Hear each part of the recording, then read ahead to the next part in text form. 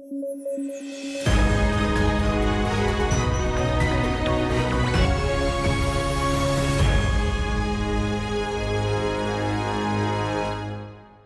News at 9 programme में आपका स्वागत है। मैं हूं अमृत उपाध्याय। आइए जल्दी से देखें आज की हेडलाइन। अफ्रीकी देशों को मिली मलेरिया वैक्सीन, गावी ने जारी की सूचना। पब्लिक प्राइवेट पार्टनरशिप है गावी। चंद्रयान 3 की तैयारी पूरी, इसी सप्ताह होनी है लॉन्चिंग। चुनिंदा देशों में शामिल होगा भारत। और पेरू में स्टेट इमरजेंसी घोषित, वोल्केनो उबिनास में विस्फोट। दक्षिण अमेरिकी देश है पेरू।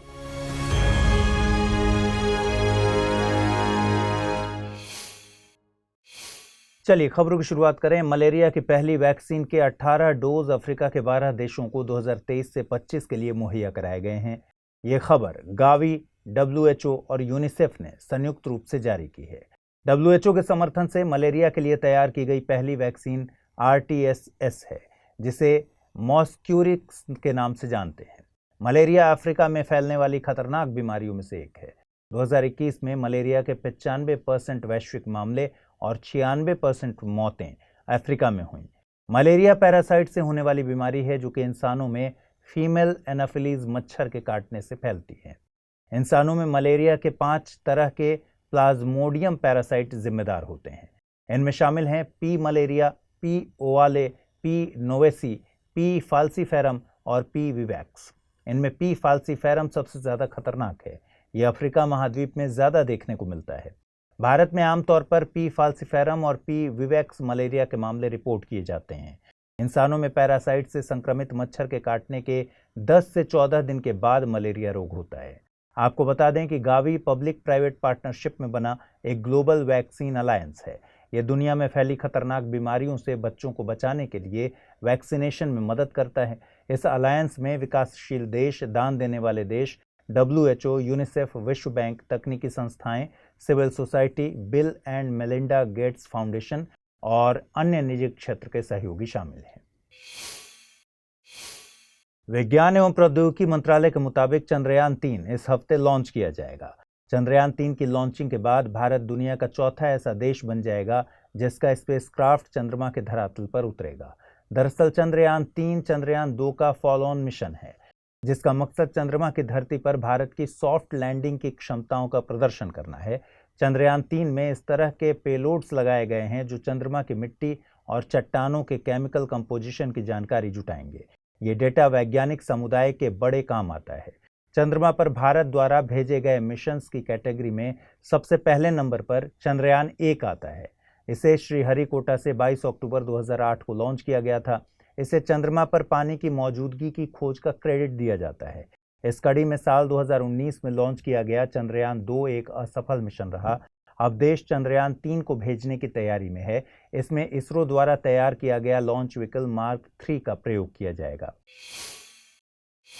चलिए आगे बढ़ें, उससे पहले जरूरी सूचना। स्टडी IQ IAS की टीम P2I यानी प्रीलिम्स टू इंटरव्यू बैच लेकर आई है। इसकी शुरुआत आज यानी 10 जुलाई 2023 से सुबह 8 बजे हो चुकी है।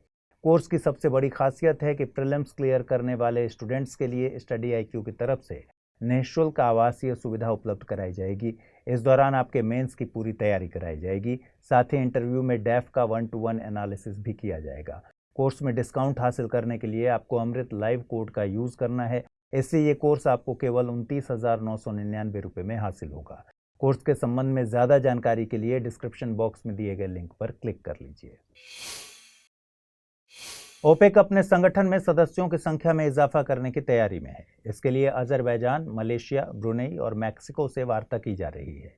ये चारों देश साल 2017 से ओपेक के साथ सहयोग प्रदर्शित कर रहे हैं। कोविड के बाद उपजी चुनौतियों से ऑयल मार्केट में स्थायित्व नहीं बन पा रहा है। ये चारों देश ओपेक के साथ ऑयल मार्केट में स्टेबिलिटी का मकसद रखते हैं। ओपेक से मतलब है organisation of the petroleum exporting countries. यह एक स्थायी अंतर सरकारी संस्था है। इसका गठन साल 1960 में बगदाद कॉन्फ्रेंस के जरिए किया गया था। इसके संस्थापक सदस्यों में ईरान, इराक, कुवैत, सऊदी अरब और वेनेजुएला थे। शुरुआत के 5 सालों में इसका हेडक्वार्टर स्विट्जरलैंड के जेनेवा में था, जिसे बाद में ऑस्ट्रिया के वियना में शिफ्ट कर दिया गया। इसका मकसद पेट्रोलियम उत्पादों की कीमतों को फेयर और स्टेबल रखने के लिए सदस्यों के बीच पेट्रोलियम से जुड़ी नीतियों में एकरूपता लाना है। ओपेक में वर्तमान में 13 सदस्य देश शामिल हैं। Algeria, Angola, Congo, Equatorial Guinea, Gabon, Iran, Iraq, Kuwait, Libya, Nigeria, Saudi Arab, UAE और वेनेजुएला इसमें शामिल हैं। ओपेक में किसी देश को पूर्ण सदस्य बनाने के लिए सभी संस्थापक सदस्यों की सहमति जरूरी होती है। पेरू ने वोल्केनो यानी ज्वालामुखी उबिनास में होने वाली गतिविधियों के चलते स्टेट इमरजेंसी घोषित की है। पेरू के मोकेगुआ क्षेत्र में स्थित वोल्केनो उबिनास को पेरू का सबसे ज्यादा एक्टिव वोल्केनो माना जाता है। पेरू ब्राजील और अर्जेंटीना के बाद दक्षिण अमेरिका का तीसरा सबसे बड़ा देश है। पेरू की राजधानी लीमा है।